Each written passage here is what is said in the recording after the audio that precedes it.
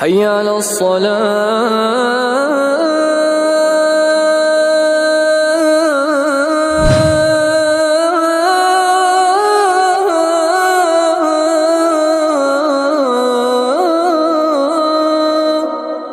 نحمده ونستعينه ونستغفره ونعوذ بالله من شرور أنفسنا ومن سيئات أعمالنا من يهده الله فلا مضل له ومن يضلل فلا هادي له وأشهد أن لا إله إلا الله وحده لا شريك له وأشهد أن محمدا عبده ورسوله أما بعد فإن خير الحديث كتاب الله وخير الهدي هدي محمد صلى الله عليه وسلم وشر الأمور محدثاتها وكل محدثة بدعة وكل بدعة ضلالة وكل ضلالة في النار.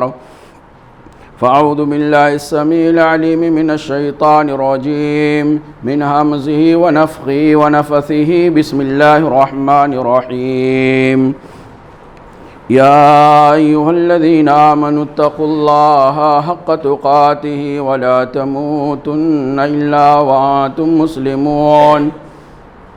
يا أيها الناس اتقوا ربكم الذي خلقكم من نفس واحدة وخلق منها زوجها وبث منهما رجالا كثيرا ونساء واتقوا الله الذي تساءلون به والأرحام إن الله كان عليكم رقيبا. يا أيها الذين آمنوا اتقوا الله وقولوا قولا سديدا يصلح لكم أعمالكم ويغفر لكم ذنوبكم ومن يطع الله ورسوله فقد فاز فوزا عظيما. وقال الله تبارك وتعالى في مقام آخر. بسم الله الرحمن الرحيم. إن عدة الشهور عند الله 12 شهرا في كتاب الله يوم خلق السماوات والأرض منها 4 حرم ذلك الدين القيم فلا تظلموا فيهن أنفسكم. اللهم صل على محمد وعلى آل محمد كما صليت على إبراهيم وعلى آل إبراهيم إنك حميد مجيد. اللهم بارك على محمد وعلى آل محمد كما باركت على إبراهيم وعلى آل إبراهيم إنك حميد مجيد. اللهم انفعني بما علمتني وعلمني ما ينفعني وزدني علما. اللهم آتِ نفسي تقواها وزكها أنت خير من زكاها أنت وليها ومولاها. محترم بزرگوں، قابل احترام پیارے بھائیوں اور عزیز بچوں، خطبہ مسنونہ کے بعد سورہ توبہ کی آیت نمبر 36 میں نے آپ کے سامنے تلاوت کیا. اس مناسبت سے آج جس عنوان کے تحت میں آپ سے چند منٹ گفتگو کرنا چاہتا ہوں وہ عنوان ہے ماہ ذی القعدہ. یعنی یہ جو مہینہ ہمارے اور آپ کے اوپر سایہ فگن ہے، یہ اسلامی کیلنڈر کا 11واں مہینہ ہے جس کا نام ذو القعدہ ہے. ذی القعدہ بھی کہا جاتا ہے اور کہیں ذی القعدہ بھی آتا ہے. میرے بھائیوں، یہ اسلامی سال کا جو 11واں مہینہ جس کا نام ذو القعدہ ہے، اس کے معنی کیا ہیں؟ ماہ ذو القعدہ 3 ورڈ سے بنا ہوا ہے یہ مہینہ. ماہ کے معنی ہوتا مہینہ، منتھ کے معنی میں، اور ذو کے معنی ہوتا والا، مالک، صاحب. کہیں ذو آتا ہے، کہیں ذی بھی آتا ہے، کہیں ذا بھی آتا ہے. یہ عربی والے زیادہ جانتے ہیں. تو ذو کے معنی والا، اور قعدہ کے معنی ہوتا ہے بیٹھنا. قعدہ کے معنی کیا ہوتا ہے؟ بیٹھ جانا. قعدہ یقعدو. اللہ کے نبی صلی اللہ علیہ وسلم کی ایک حدیث ہے. نبی کریم صلی اللہ علیہ وسلم ارشاد فرماتے یسلم الصغیر علی الکبیر. تم میں سے جو آدمی چھوٹا ہے وہ اپنے بڑے کو سلام کرے. عمر کے اعتبار سے بزرگی کے اعتبار سے، علم کے اعتبار سے، جو چھوٹا ہے وہ اپنے سے بڑے کو سلام کرے۔ والمار علی القاعد، قاعد قاعدہ نا، مہینے کا نام ذی القعدہ ہے، تو والمار علی القاعد، اور جو گزر رہا ہے، جو چل رہا ہے، وہ بیٹھے ہوئے کو سلام کرے۔ تو یہ گویا نبی کریم صلی اللہ علیہ وسلم کی حدیث کے اندر بھی یہ لفظ قاعد کا آیا ہے۔ قاعد کے معنی بیٹھنے والا۔ نماز کے اندر ہم بہت سارے ایکشن کرتے ہیں، بہت ساری حرکات کرتے ہیں، کبھی کھڑے رہتے ہیں، کبھی جھک جاتے ہیں، کبھی پھر کھڑے ہو جاتے ہیں، کبھی سجدے میں جاتے ہیں، ایک سجدہ کر کے بیٹھتے ہیں، کبھی دو سجدہ کر کے بیٹھ جاتے ہیں۔ دو سجدہ کرنے کے بعد جو ہم تھوڑی دیر کے لیے بیٹھتے ہیں، جس میں پڑھتے ہیں تحیات للہ، اس کو عربی کے اندر کہا جاتا ہے قعدہ۔ قعدہ اولا اور قعدہ ثانیہ، یہ سب ذی قعدہ سے بنا ہے۔ قعدہ کے معنی بیٹھنا، چونکہ ہم تشہد پڑھنے کے لیے بیٹھتے ہیں تحیات للہ، تو کسی نماز میں 2 بار بیٹھنا پڑتا ہے اور کسی نماز میں 1 بار بیٹھنا پڑتا ہے۔ مغرب میں 2 بار بیٹھیں گے، عشاء میں 2 بار بیٹھیں گے، فجر میں 1 بار بیٹھیں گے۔ تو قعدہ اولا معنی پہلی بار بیٹھنا اور قعدہ ثانیہ کے معنی دوسری بار بیٹھنا۔ اب ماہ ذی القعدہ کا کیا مطلب ہوا؟ ماہ ذی القعدہ کا مطلب یہ ہوا بیٹھنے والا مہینہ، یعنی وہ مہینہ جس میں بیٹھا رہا جاتا ہے۔ یہ کون سا نام ہے؟ یہ کون سا نام ہے میرے بھائیوں؟ کیا یعنی اس مہینے کے اندر کون بیٹھتا تھا اور کیوں بیٹھتا تھا؟ اس کا وجہ تسمیہ، اس کے نام کی وجہ کیا ہے؟ حدیث کے شارحین نے بڑی تفصیل کے ساتھ لکھا ہے۔ یہ مہینہ وہ مہینہ ہے ذی القعدہ جس کے اندر عرب کے تجارت پیشہ لوگ، بزنس مین، تجارت کرنے والے تجار، یہ اس مہینے کے اندر سفر تجارت کی غرض سے نہیں کیا کرتے تھے، نہ سفر تجارت کے لیے کرتے تھے، سفر تجارت کے لیے نہ کر کے بلکہ گھروں کے اندر بیٹھے رہتے تھے، اور حج جو اس کے بعد والا مہینہ جس کے اندر کیا جاتا ہے اس کی تیاری کرتے تھے۔ تو زمانے جاہلیت کے اندر بھی عرب والے اس مہینے کو تجارت کی غرض سے سفر نہیں کرتے تھے، بلکہ گھر کے اندر بیٹھے رہتے تھے اور حج جو اگلا مہینہ آنے والا ہے اس کی تیاری کیا کرتے تھے۔ اور اس مہینے کے اندر وہ لوگ کوئی لڑائی اور جھگڑے والا، جنگ و جدال والا، مار پیٹ والے مقصد کے لیے بھی سفر نہیں کرتے تھے، اس لیے کہ مہینہ حرمت والا تھا۔ تو گویا اس مہینے کا نام ذی قعدہ اس لیے رکھا گیا کیونکہ عرب کے لوگ اس مہینے میں سفر کرنے کے بجائے گھروں میں بیٹھ کر کے آنے والے حج کے مہینے کی تیاری کیا کرتے تھے۔ اللہ کے رسول صلی اللہ علیہ وسلم، نبی اللہ رب العالمین نے ارشاد فرمایا، ان عدت الشہور، اس ذی الحجہ یعنی ذی القعدہ کی اہمیت کیا ہے، اسلام کے اندر کیا ہے؟ آپ بہت سنے ہوں گے رمضان کے فضائل کیا ہے، رمضان کی اہمیت کیا ہے، آپ نے بہت سنا ہوگا ذی الحجہ کے عشرے کی کیا فضیلت ہے یا ماہ ذی الحجہ کی کیا فضیلت ہے، آپ نے محرم کے بارے میں بھی سنا ہوگا، اور اگر آپ دوسری جگہوں جائیں گے، دوسری جگہوں پہ، تو آپ کو رجب کے بارے میں بھی ملا ہوگا، آپ کو شعبان کے بارے میں بہت کچھ ملا ہوگا، لیکن آپ کو ذی قعدہ کے بارے میں شاید نہ ملا ہو۔ صحیح کہہ رہا ہوں؟ ذی قعدہ کے بارے میں آپ کو زیادہ چیزیں نہیں بتائی گئی ہوں گی، لیکن آج انشاءاللہ میں کوشش کروں گا۔ ذی القعدہ یہ جو مہینہ 11واں مہینہ ہے، اس مہینے کی اسلام کے اندر کیا اہمیت ہے؟ سب سے پہلے دیکھیں اللہ رب العالمین نے قرآن کریم کے اندر ارشاد فرمایا، ان عدت الشہور عند اللہ 12 شہرا، یقیناً مہینوں کی تعداد اللہ رب العالمین کے یہاں 12 ہے۔ سال میں کتنے مہینے ہوتے؟ 12 مہینہ، اور یہ اللہ رب العالمین نے متعین کیا ہے۔ یہ جو نمبر دیا نا 12 شہرن، یہ اللہ کا دیا ہوا نمبر ہے۔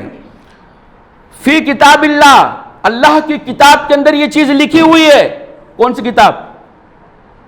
لوح محفوظ، قرآن نہیں، لوح محفوظ کے اندر اللہ رب العالمین نے یہ چیز لکھ کے رکھا ہے کہ جو سال ہونے والا ہے یہ 12 مہینوں کا سال ہونے والا ہے۔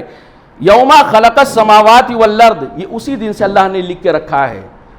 یہ 12 مہینے سال کے اسی دن سے ہیں جس دن اللہ تعالیٰ نے آسمانوں کو بنایا تھا اور زمین کو بنایا تھا۔ یہ بہت پرانی چیز ہے۔ منہا اربعۃ حرم، وہ 12 مہینے کون ہے؟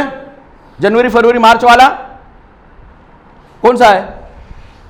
شاید اگر اسلامی تعلیمات سے ہماری جو دلچسپی ہے اس کا اگر ٹیسٹ لیا جائے تو شاید ہی یکا دکا کو چھوڑ کر کے کوئی 12 مہینے سنا سکے جس کا تذکرہ قرآن کے اندر ہے۔ محرم سفر والا ہے، محرم سفر، ربیع الاول، ربیع الثانی، جمادی الاولی، جمادی الثانی، رجب، شعبان، رمضان، شوال، ذوالقعدہ، ذوالحجہ، یہ 12 مہینے یاد کرنا چاہیے۔ یاد کرنے سے ثواب ہوتا ہے، یہ ہمارے دین کا حصہ ہے، اسی پہ ہمارے اور آپ کے ایمان کا ایک انحصار ہے میرے بھائیوں۔ تو اللہ رب العالمین بیان فرمایا سال کے 12 مہینے اسی دن سے ہے جس دن سے اللہ نے آسمانوں کو بنایا، زمین کو بنایا اور لوح محفوظ میں لکھ کے رکھا ہے۔ ان 12 مہینوں میں سے اللہ تعالیٰ نے کہا منھا اربعۃ حرم، 4 مہینے حرمت والے ہیں، 4 مہینے حرمت والے ہیں۔ یہ 4 مہینے حرمت والے کون ہیں؟ اللہ کے نبی صلی اللہ علیہ وسلم کہتے ہیں کہ السنۃ 12 شہرن، سال کے 12 مہینے ہوتے ہیں، منھا اربعۃ حرم، اور ان 12 مہینوں میں سے 4 مہینے حرمت والے ہیں۔ پہلے یہ جان لیتے ہیں کہ حرمت والے مہینے کون ہیں، پھر ہم کوشش کریں گے یہ جاننے کی کہ حرمت کا معنی کیا ہے۔ اگر کوئی مہینہ حرمت والا ہے تو اس کا کیا معنی ہوتا ہے؟ اللہ کے رسول صلی اللہ علیہ وسلم کے الفاظ منھا اربعۃ حرم، ان 12 مہینوں میں سے 4 مہینے حرمت والے ہیں، ثلاثۃ متوالیات، 3 مہینے پے در پہ ہیں، لگاتار ہیں۔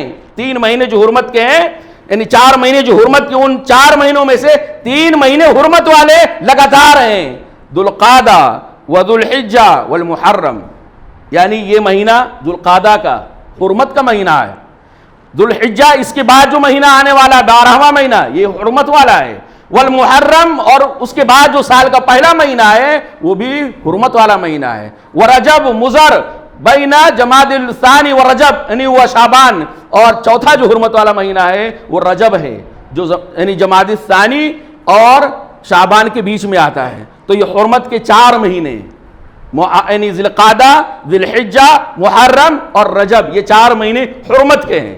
یہ اللہ کے نبی صلی اللہ علیہ وسلم نے صراحت کر دیا۔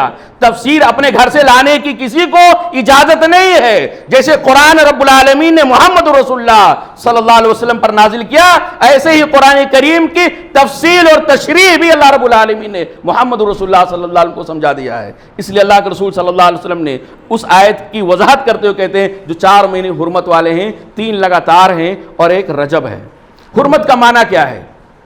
حرمت کا بہت سارے معنی اور مفسرین نے بیان کیے ہیں۔ حرمت کا ایک بنیادی معنی یہ ہوتا ہے کہ یوں تو اللہ رب العالمین کی نافرمانی کرنا، اللہ رب العالمین کے حکموں کو توڑنا، گناہ اور پاپ کا کام کرنا، یہ سال کے ہر مہینے، مہینے کے ہر ہفتے، ہفتے کے ہر دن اور ہر دن کے ہر پل میں یہ اللہ رب العالمین کو پسند نہیں ہے۔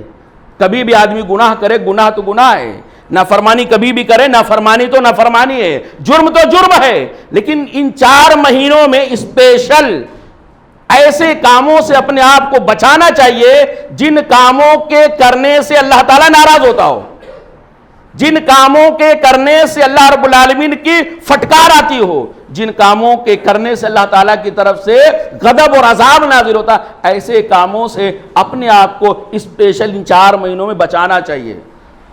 گناہ تو کسی بھی مہینے میں کرو گناہ رہے گا، لیکن ان مہینوں میں گناہ کرنے کی وجہ سے گناہوں کی جو سزا ہوتا ہے وہ بڑھ جاتا ہے۔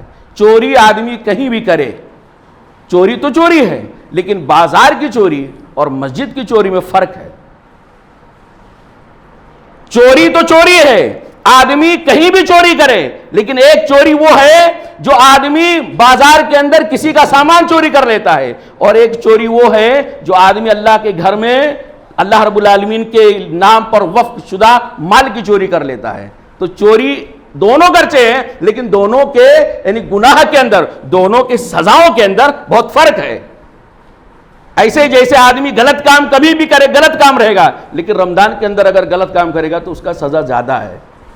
برابر ایسے ہی میرے بھائیوں یہ حرمت کا مہینہ کا مطلب یہ ہے کہ اگر آدمی حرمت کے مہینوں میں گناہ کا کام کرتا ہے، پاپ کا کام کرتا ہے، تو ایسے آدمی کے اس گناہ کی سزا بحال ہو جاتی ہے، دوبارہ ہو جاتا ہے، اس کے گناہ کی سزا بڑھ جاتی ہے۔ اس لیے حرمت کا تقاضا یہ ہے کہ ہمیں اور آپ کو سال کے 12 مہینے خاص طور سے ان 4 مہینوں کے اندر اپنے آپ کو بہت پھونک پھونک کے آگے بڑھانا چاہیے، ہر پل اپنا محاسبہ کرنا چاہیے، قبر کی کالی کوٹری کو سامنے رکھ کر، میدان محشر کے ہولناکی کو سامنے رکھ کر، پل صراط کی باریکی کو سامنے رکھ کر اپنی بقیہ زندگی کو خاص طور سے ان 4 مہینوں کے اندر بہت سنبھال کے رکھنا چاہیے۔ تو حرمت کا تقاضا یہ ہے۔ اللہ رب العالمین نے آگے ارشاد فرمایا فَلَا تَظْلِمُوا فِيهِنَّ أَنفُسَكُمْ، اور ان مہینوں کے اندر اپنے اوپر ظلم نہ کرو۔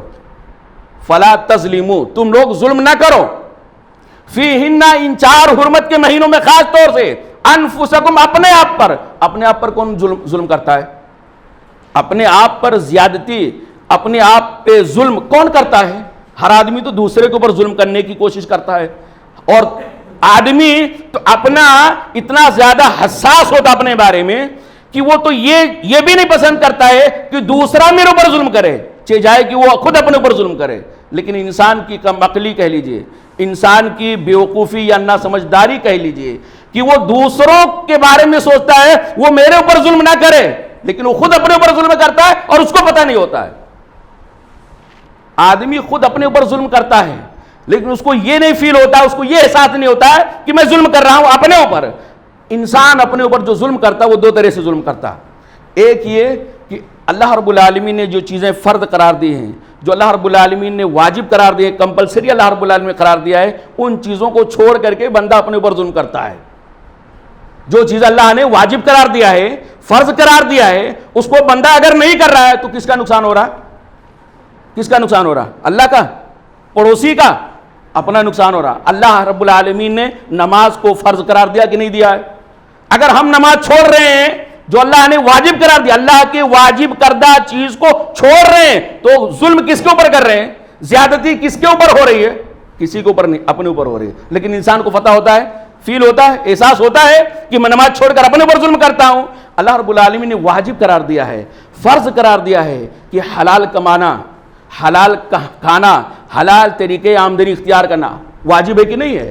فرض ہے، کمپلسری ہے۔ لیکن اگر آدمی اس حلال طریقے کو چھوڑ دیتا ہے تو گناہ گرچہ دنیا کے اعتبار سے بہت بڑا بن جاتا ہے، لیکن در حقیقت وہ اپنے پر ظلم کیا ہے، اتنا زیادہ ظلم کیا ہے۔ جتنا زیادہ حلال کو چھوڑ کر کے دوسرے طریقے سے کمائے گا اتنا ہی وہ اپنے پر ظلم کرے گا۔ آنکھ یہاں نہیں کھلتی ہے، کسی امام، کسی خطیب، کسی دائی کے باتوں سے اس کی آنکھیں نہیں کھلتی ہیں، تو قبر کے اندر اس کے آنکھیں بہت اچھے سے کھل جائیں گی۔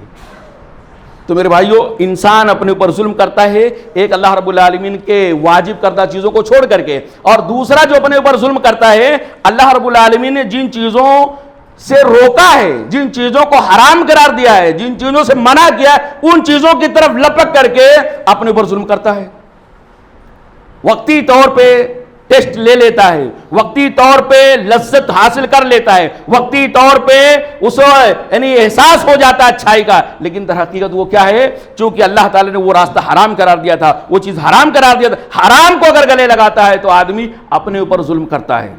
شراب کو اللہ نے حرام قرار دیا، کوئی شراب پی کر کے یہ کہے میں اپنے اوپر زیادتی نہیں کر رہا ہوں تو یہ جھوٹ بول رہا ہے۔ شراب پی کر کے، شرک اور بدعت کو گلے لگا کر، بے حیائی کا مظاہرہ کر کے، اسی طرح سے بے شمار ایسی چیزیں میرے بھائیوں جو اس مہینے کے اندر مسلمان کرتا ہے، اور یہ جبکہ اللہ تعالی نے اسے منع کیا ہے، عقیدے کے خلاف ہے، لیکن مسلمان کو یہ احساس نہیں ہوتا ہے کہ میں غلط کر رہا ہوں، اپنے اوپر ظلم کر رہا ہوں۔ تو میرے بھائیوں، یعنی اس ذی القعدہ کی اہمیت میں سے پہلی اہمیت یہ ہے کہ یہ مہینہ حرمت والے مہینوں میں سے ایک ہے، قابل تکریم، قابل احترام والے مہینوں میں سے۔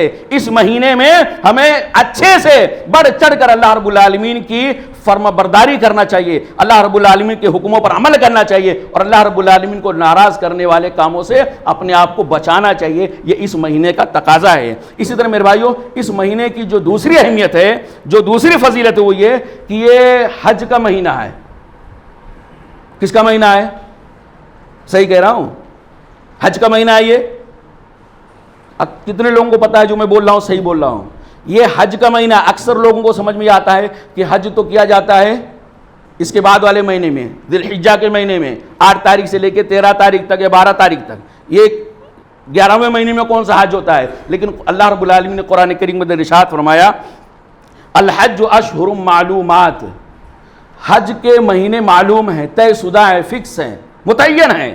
اور ایسا نہیں حج کا مہینہ فکس نہیں ہے، حج کے مہینے الحج اشہر، شہرن کے معنی ایک مہینہ اور اسی کا پلورل ہے اشہر، بہت سارے مہینے. تو اللہ رب العالمین بیان فرمایا الحج اشہر معلومات، حج کے جو مہینے ہیں وہ حج کے مہینے طے شدہ ہیں، وہ فکس ہے اللہ رب العالمین کی طرف سے. تو فمن فرض فیہن الحج فلا رفث، تو جس آدمی کے اوپر حج فرض ہو جائے اس کو چاہیے کہ وہ گناہ کا کام نہ کرے، بے حیائی کا کام نہ کرے، اسی طرح حج کے اندر لڑائی جھگڑے کا کام نہ کرے. میرے بھائیو یہ اشہر الحرم کون کون سے مہینے ہیں؟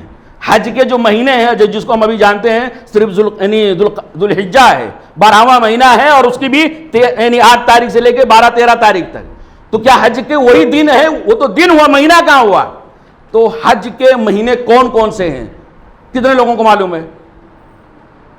حج کے مہینے الحج اشہر معلومات، حج کے مہینے فکس ہیں. کتنے مہینے حج کے ہیں؟ دیکھیے آئیے حضرت عبداللہ بن عمر رضی اللہ تعالیٰ عنہ سے پوچھتے ہیں. کہتے ہیں عبداللہ بن عمر رضی اللہ تعالیٰ عنہ اشہر الحج، حج کے مہینے جو ہیں شوال، ذوالقعدہ و اشہر من ذی الحجہ. حج کے جو مہینے ہیں وہ شوال کا مہینہ ہے جو ابھی گیا، رمضان کے بعد جو مہینہ آیا شوال کا، وہ ذوالقعدہ، اور دوسرا جو مہینہ ہے ذوالقعدہ کا جس سے ہم گزر رہے جس کی آج 3 تاریخ ہے، اور اس کے بعد وہ اشہر من ذی الحجہ، اور ذی الحجہ کے مہینے کی 10 دن ہیں. تو پورا حج کے مہینے کتنے ہوئے؟ 2 مہینہ 10 دن. کتنا ہوا؟ 2 مہینہ 10 دن. شوال کا مہینہ اور ذی القعدہ کا مہینہ اور ذوالحجہ کے ابتدائی 10 دن. یہ بخاری کے اندر امام بخاری رحمہ اللہ علیہ نے نقل کیا ہے اور عبداللہ بن عمر رضی اللہ تعالیٰ اس کی تشریح کر رہے ہیں. تو حج کا مہینہ یہ 2.5 مہینہ ہے تقریباً جو ہے، یہ حج کے مہینے سے کیا مراد ہے؟ کیا کوئی آدمی شوال میں جا کے حج کر کے آ سکتا ہے؟ کوئی آدمی ذی القعدہ کے مہینے میں جا کے حج اور طواف کر کے مینا مزدلفہ کا چکر لگا کر کے مینا وغیرہ سے صحیح صفا مروہ کے درمیان صحیح کر کے آ جائے گا؟ اس کا حج ہو جائے گا؟ نہیں ہوگا اس کا حج. حج کرنے کے لیے ضروری ہے کہ آدمی 8 تاریخ سے شروعات کرے. جو بھی حج کے ارکان ہیں وہ 8 تاریخ سے شروع کرے اور 12-13 تاریخ پر جا کے فنش کرے. تو یہ آپ بولے 5 دن حج کے دن ہیں اور آپ قرآن کریم کی اور بخاری کے حوالے سے بتا رہے ہیں کہ 2 مہینہ 10 دن ہے. اس کا مطلب کیا میرے بھائیو؟ اس کا مطلب یہ ہے کہ ایک حج کرنے والا جو حج کی نیت کر لیا ہے وہ احرام انہی دنوں میں باندھ سکتا ہے. حج کا احرام جو ہے وہ انہی دنوں میں باندھ سکتا ہے، یعنی شوال میں باندھ سکتا ہے، ذی القعدہ میں باندھ سکتا ہے اور ذی الحجہ کے ابتدائی 8 دنوں میں باندھ سکتا ہے. اس سے پہلے اگر احرام باندھ لے گا رمضان کے اندر حج کا احرام باندھ لے گا اس کا حج نہیں ہوگا. احرام کا معاملہ یہ ہے، یعنی اس کو دوسرے لفظوں میں یہ سمجھ لیجئے کہ کچھ اللہ رب العالمین نے خانہ کعبہ کے اطراف میں تھوڑا دور دراز میں کچھ ایسے پوائنٹ ٹک آؤٹ کیا ہے اللہ کے رسول صلی اللہ علیہ وسلم نے کہ اگر کوئی آدمی حج کرنے کی نیت کیا ہے تو ان پوائنٹ سے یا ان جگہوں سے گزرنے سے پہلے اس کو چیک کرنا چاہیے کہ میں اگر حج کرنے جا رہا ہوں تو احرام پہنا ہوں کہ نہیں پہنا ہوں. ان جگہوں سے حاجی کو گزرنے کے لیے یعنی حالت احرام میں ہونا چاہیے. اگر احرام پہنے ہوئے بغیر احرام پہنے گزر جائے گا تو اس کا حج نہیں ہوگا. تو یہ جو یعنی 2 مہینہ 10 دن حج کے مہینے، اس کا مطلب یہ ہے کہ آدمی ایک پوائنٹ سے جیسے یلملم ہو گیا اور دوسری جگہ مزدلفہ وغیرہ ہو گیا، یعنی یلملم ہو گیا اور سلم ہو گیا، تو یہ جو علاقے ہیں جس کو ہم میقات کہتے ہیں، میقات پر آدمی احرام باندھ کر کے اگر شوال میں اندر گھس رہا ہے، ذی القعدہ میں گھس رہا ہے تو اس کا حج ہو جائے گا. لیکن اگر میقات سے احرام باندھ کر کے رمضان میں گزر گیا ہے، میقات سے احرام باندھ کر کے رمضان میں شعبان میں گزر گیا ہے تو اس کا حج نہیں ہوگا. تو حج یعنی حج کے مہینے جو ہیں اس کا مطلب یہ میرے بھائیوں کہ ان دنوں میں آدمی احرام باندھ کر کے میقات سے گزر سکتا ہے. اور چونکہ کوئی بھی ایسا میقات ایسا نہیں ہے کہ آدمی کو 2 مہینہ لگ جائے میقات سے حرم جانے میں، کتنا بھی سست رفتار جائے گا، کتنا بھی سلو جائے گا، تو بھی 2 مہینے کا فاصلہ یا 1.5 مہینے کا فاصلہ کوئی نہیں. آج تو چند گھنٹوں کا معاملہ ہوتا ہے، چند گھنٹوں کا یا چند منٹوں کا معاملہ ہوتا ہے کہ وہاں سے میقات سے گزرا، اوپر اناؤنس ہوتا ہے اور فوراً کہاں پہنچ گیا؟ حرم کے اندر پہنچ گیا. تو حج کے جو مہینے ہیں وہ 2 مہینہ 10 دن ہے، شوال کا ہے، ذی القعدہ کا ہے اور ذی الحجہ کے ابتدائی 10 دن ہیں. اور حج کے مہینے ہونے کا مطلب یہ ہے کہ ان مہینوں میں حج کرنے کی نیت کرنے والا احرام پہن کر کے میقات سے اندر گزر سکتا ہے. یہ اس کا معنی ہوا. اللہ رب العالمین نے آگے ارشاد فرمایا فمن فرض فیہن الحج، تو جو آدمی، جس آدمی کے اوپر حج فرض ہو گیا اس کو چاہیے کہ گناہ کا کام نہ کرے، بے حیائی کا کام نہ کرے اور حج میں لڑائی جھگڑا نہ کرے. میرے بھائی، اور یہ اللہ حضرت ابن عباس رضی اللہ تعالیٰ عنہ کی حدیث، یعنی حضرت عبداللہ ابن عباس رضی اللہ تعالیٰ عنہ کا ایک قول ہے جو اس بات کی وضاحت کرتا ہے کہ حج کے مہینوں کا مطلب کیا ہے. کون کون مہینے؟ ابن عمر رضی اللہ تعالیٰ اس کی تشریح کر رہے ہیں. عبداللہ ابن عباس رضی اللہ تعالیٰ یہ بتا رہے ہیں کہ حج کے مہینے شوال ذی القعدہ جو ہیں اس کا مطلب کیا ہے. کہتے ہیں من السنتی، سنت یہ ہے، اسلام یہ ہے کہ اللہ یحرم بالحج الا فی اشہر الحج. سنت یہ ہے، اسلام یہ ہے کہ آدمی حج کے مہینوں کے علاوہ کسی اور مہینے میں حج کا احرام نہ باندھے. اللہ یحرم بالحج، حج کا احرام نہ باندھا جائے الا فی اشہر الحج، مگر حج کے مہینوں میں. تو یہ عبداللہ ابن عباس رضی اللہ تعالیٰ کی تشریح میرے بھائیوں. اسی طرح ذی القعدہ کی اہمیت کے پیش نظر جو تیسرا نقطہ، تیسرا پوائنٹ ہے وہ یہ کہ اللہ کے نبی صلی اللہ علیہ وسلم کو لمبی زندگی ملی اور آپ صلی اللہ علیہ وسلم نے اپنی زندگی کے اندر 4 عمرہ کیے ہیں. کتنے عمرہ؟ 4 عمرہ. اور حج کتنے کیے؟ ایک ہی کیے. اور اللہ کے رسول صلی اللہ علیہ وسلم اتنا زیادہ خانہ کعبہ سے محبت کرنے والے اور اتنا زیادہ دیندار متقی پرہیزگار، صرف زندگی میں ایک ہی حج. ہاں، ایک ہی حج کیے. وہی اللہ کے نبی صلی اللہ علیہ وسلم کی زندگی کا پہلا حج اور وہی آپ صلی اللہ علیہ وسلم کی زندگی کا آخری حج. ایک بار زندگی میں فرض ہوتا ہے. پیسہ اللہ نے دیا ہے، حالات اس بات کے تقاضا کرتے ہیں. اگر آپ کے پاس اللہ نے بہت دیا ہے، ہر سال حج کرنے جا سکتے ہیں تو آپ جا سکتے ہیں، لیکن حالات اس بات کی تقاضا اب آپ سے نہیں کر رہے ہیں کہ آپ اپنی رقم ہر سال حج پہ لگائیں، ہر سال عمرہ پہ لگائیں. باقی دوسری ایسی جگہیں ہیں جہاں آپ خرچ کریں گے تو انشاءاللہ آپ کو عمرہ اور حج سے زیادہ ثواب ملے گا. تو یہ اللہ کے رسول صلی اللہ علیہ وسلم اپنی زندگی میں صرف ایک بار حج کیے، یہ بتانے کے لیے کہ میری امت کے لوگ اس کے اندر بھی اعتدال برتیں. کیا برتیں؟ اعتدال برتیں. بہرحال اب میں عرض یہ کر رہا تھا کہ اللہ کے نبی صلی اللہ علیہ وسلم 4 عمرہ کیے. 4 عمرہ میں سے 3 عمرہ اسی مہینے کے اندر کیے، ذی القعدہ کے اندر. 4 عمرے میں سے 3 عمرہ اللہ کے رسول صلی اللہ علیہ وسلم ذی القعدہ ہی کے مہینے میں کیے. جبکہ آپ اگر چاہتے تو جب ذی القعدہ کے اندر عمرہ کرنے جا رہے ہیں تو ذی القعدہ کے بعد کون سا مہینہ آ رہا ہے تو اس میں بھی حج کر سکتے. لیکن اللہ کے رسول صلی اللہ علیہ وسلم نے اپنی زندگی میں جو 4 عمرہ کیے ان میں سے 3 عمرہ اسی مہینے کے اندر کیا، اور جو چوتھا عمرہ کیا تھا اللہ کے رسول صلی اللہ علیہ وسلم وہ اپنے حج کے ساتھ کیے تھے. تو عرض کرنے مطلب برائیوں کہ یہ مہینہ وہ مہینہ ہے نا جو اس کے اندر اللہ کے رسول صلی اللہ علیہ وسلم عمرے کا اہتمام کرتے تھے، اور اس مہینے کے اندر عمرہ کرنا بہت ثواب کا کام ہے. ہاں، رمضان کے عمرے کا برابری یہ اس مہینے کا عمرہ نہیں کر سکتا. رمضان کے مہینے کے اندر جو آدمی عمرہ کرتا ہے اس کی فضیلت سب سے زیادہ ہے.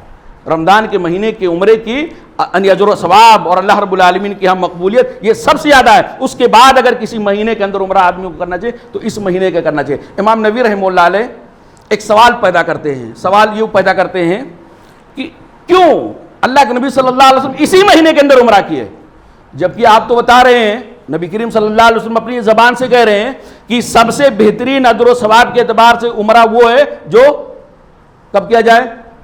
رمضان میں. اور آپ نے ایک بھی عمرہ رمضان میں نہیں کیا. 3 عمرہ کہاں کیا؟ ذی القعدہ کے اندر. جو اجر و ثواب اس میں زیادہ ہے تو آپ صلی اللہ علیہ وسلم کو اس میں کرنا چاہیے. اور ایسا تو نہیں کہ بہت زیادہ پیسہ لگتا، بہت زیادہ اخراجات لگتے، بہت زیادہ ٹائم لگتا. جتنا ٹائم ذی القعدہ میں لگے گا اتنا ٹائم رمضان میں بھی لگتا ہے. اور قریب میں تھے اتنا بھیڑ بھاڑ بھی نہیں تھا، اجر و ثواب بھی پا سکتے تھے.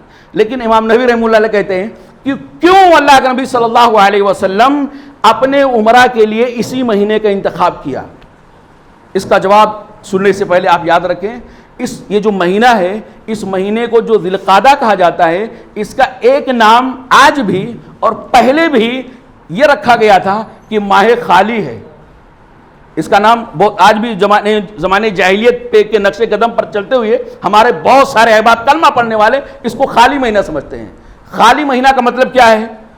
اگر خالی مہینے کا مطلب یہ لیا جائے، یعنی تاریخ نگاروں نے اس کی تشریح کیا ہے کہ خالی مہینہ کا مطلب یہ زمانے جاہلیت میں لوگ اس کو خالی سمجھتے تھے، نبی صلی اللہ علیہ وسلم کے زمانے میں کچھ لوگ اس کو خالی سمجھتے تھے، تو خالی کا مطلب یہ ہوا کہ اس مہینے سے پہلے جو مہینہ ہے، کون سا مہینہ؟ یعنی شوال۔ اس مہینے سے پہلے جو مہینہ وہ شوال کی پہلی تاریخ کو عید الفطر ہوتی ہے، اور اس مہینے کے بعد جو مہینہ آ رہا ہے وہ کون سا مہینہ؟ ذو الحجہ، جس کے اندر عید الاضحیٰ ہوتی ہے۔ تو یعنی اس مہینے سے پہلے والے مہینے کے اندر عید ہے، اور اس مہینے کے بعد والے مہینے میں بھی عید ہے، اور یہ مہینہ بیچ میں خالی ہو گیا، کوئی عید نہیں ہے، کوئی تہوار نہیں ہے۔ تو اگر یہ لیا جائے تو اپنی جگہ پہ بات صحیح ہے، اس میں کوئی حرج کی بات نہیں، اور صحیح بات ہے کہ اس مہینے کے اندر کوئی عید نہیں ہے، اس سے پہلے والا مہینہ عید والا ہے اور بعد والا مہینہ عید والا، یہ مہینہ بغیر عید والا ہے۔ لیکن یہ معنی ان کے یہاں نہیں ہوتا تھا، ان کے یہاں خالی ماہ کا مطلب یہ ہوتا ہے، اور آج بھی یہ ہوتا ہے کہ یہ مہینہ رحمتوں سے، برکتوں سے، خیر و بھلائی سے خالی مہینہ ہے، اس کے اندر کوئی بھلائی ولائی نہیں ہے۔ یہ مہینہ کیا؟ نحوست والا مہینہ ہے، یہ مہینہ پنوتی والا مہینہ ہے۔ اس مہینے کے اندر اگر کوئی کام کر دیے نا تو اس کے اندر برکت، خیر، بھلائی اس کے اندر، اس کام کے اندر نہیں ہو سکتا۔ اس لیے آج بھی کچھ علاقوں میں آپ دیکھیں گے کہ اس سے پہلے والا جو مہینہ تھا، دھوم سے شادیاں ہوتی ہیں مسلمانوں کی، دھوم سے لوگ نکاح پڑھاتے ہیں اور میاں یعنی لڑکے لڑکی کے رشتے ہوتے ہیں، لیکن اس مہینے کے اندر بہت سارے بدعقیدہ لوگ آج بھی اعتراض کرتے ہیں نکاح پڑھانے سے، آج بھی شادی بیاہ کرنے سے اس مہینے کے اندر احتیاط کرتے ہیں۔ اللہ کے رسول صلی اللہ علیہ وسلم اس مہینے میں عمرہ کثرت کے ساتھ کر کے یہ بتا دیا ہے کہ جس مہینے میں 3 عمرہ کرنے والا ہوں، وہ مہینہ بے برکتی کا سبب ہو سکتا ہے، وہ مہینہ نحوست کا سبب ہو سکتا ہے، وہ مہینہ منحوس ہو سکتا ہے، ہرگز نہیں ہو سکتا ہے، اس کے اندر تو بہت بھلائیاں ہیں، بہت زیادہ خیر و ثواب ہے۔ اور اللہ کے رسول صلی اللہ علیہ وسلم اس مہینے کے اندر 2-3 نکاح خود اپنا کر کے اللہ کے رسول صلی اللہ علیہ وسلم نے زمانے جاہلیت کی اس بدعقیدگی کو